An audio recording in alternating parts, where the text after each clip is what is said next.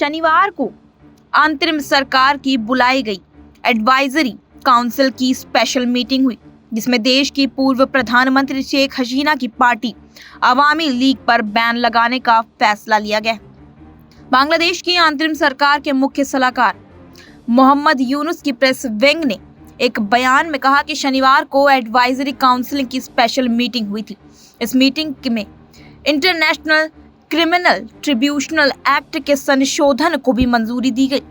संशोधन के मुताबिक इंटरनेशनल क्रिमिनल ट्रिब्यूनल किसी भी राजनीतिक दल, उसके सहयोगी या समर्थन समूह को सजा देने में सक्षम होगा। वहीं आगे उन्होंने बताया कि अंतिम सरकार के प्रेस विंग में अपने बयानों में कहा कि एडवाइजरी काउंसिलिंग की मीटिंग में अवामी लीग की ऑनलाइन समेत सभी गतिविधियों पर बैन करने का फैसला लिया गया है। ये फैसला तब तक लागू रहेगा जब तक बांग्लादेश अवामी लीग और उसके नेताओं के खिलाफ इंटरनेशनल क्रिमिनल ट्रिब्यूनल एक्ट के मुकदमा पूरा नहीं हो जाता है।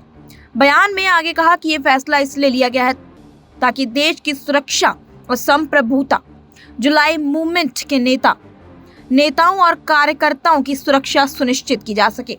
बयानों में यह भी कहा गया कि एडवाइजरी काउंसिलिंग की मीटिंग में जुलाई में हुई घोषणाओं को अगले 30 दिन में फाइनल करके लागू करने का फैसला लिया गया है।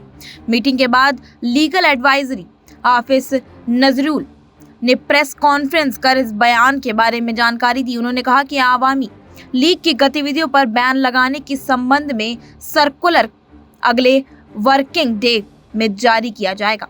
बीते कुछ दिनों से बांग्लादेश में विरोध प्रदर्शन हो रहे हैं। कई दलों और संगठन जिसमें नेशनल सिटीजन पार्टी यानी एनसीपी भी शामिल है, वो बीते दिनों 2 दिन से आवामी लीग को आतंकवादी संगठन के तौर पर बैन करने की मांग कर रहे थे।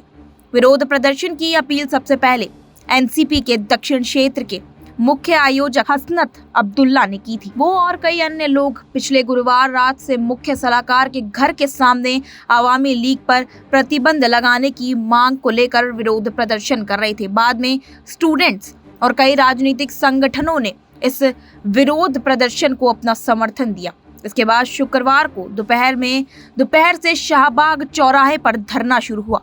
शनिवार दोपहर करीब 3 बजे शाहबाग में जनसभा का कार्यक्रम बुलाया गया था। इस कार्यक्रम में नेशनल सिटीजन पार्टी, इस्लामी छात्र शिविर, इस्लामी आंदोलन, यूनाइटेड पीपुल्स बांग्लादेश यानी यूपीपी समेत कई संगठनों के नेता और कार्यकर्ता शामिल तक हुए थे।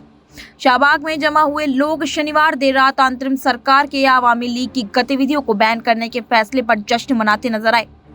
एनसीपी के संयोजक नाहिद इस्लाम ने फेसबुक पर लिखा अपनी पोस्ट में कि चुनाव आयोग में आवामी लीग का रजिस्ट्रेशन जल्द से जल्द रद्द करने की अपील। अंतरिम सरकार के सलाहकार सजीब भुइयां ने अपने वीडियो वेरीफाइड फेसबुक पेज पर लिखा कि न्यायिक प्रक्रिया के जरिए प्रतिबंध स्थायी समाधान है। छात्रों और जनता की मांग पर ऐसा करने के लिए आईसीटी एक्ट में सभी संशोधन तक किए गए हैं। बीते साल अगस्त में आंदोलन के कारण बांग्लादेश में आवामी लीग का 15 साल पुराना शासन खत्म हो गया था। इसके बाद से कई राजनीतिक दल आवामी लीग पर प्रतिबंध लगाने की लगातार मांग कर रहे हैं।